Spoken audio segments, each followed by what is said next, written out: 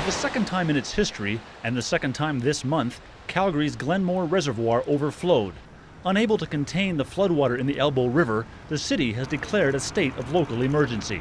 It gives the city an ability, of course, to impose a mandatory evacuation from people's homes. This, of course, will impact about 2,000 Calgarians. The Elbow is just one of 30 waterways affected by this renewed flooding. It's flowing at 9 times its normal rate. This is much worse than a week ago.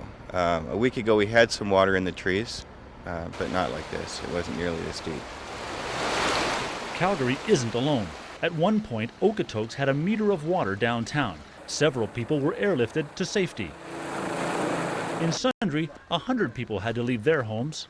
Well, you got to do what you got to do. It's an emergency and you got to go. The ground is saturated from 3 weeks of rain.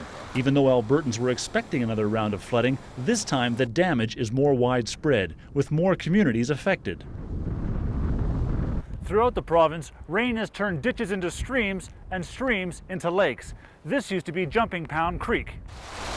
Rushing water closed the Trans-Canada Highway between Calgary and Banff. That meant major delays as drivers had to detour down secondary highways.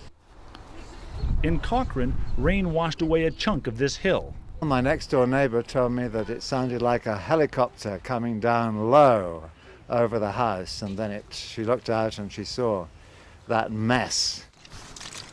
Now slick mud coats this street.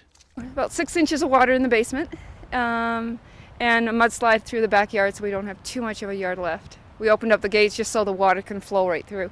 This might be a good time to consider just staying in for a day or two. Mother Nature has not been kind to us in past days, and she's not looking like she's going to be all that kind in the near future. Even though the rain is supposed to taper off, flood warnings remain in effect. So Father's Day might not be as restful as some families would like. Mike Vernon, CBC News, Calgary.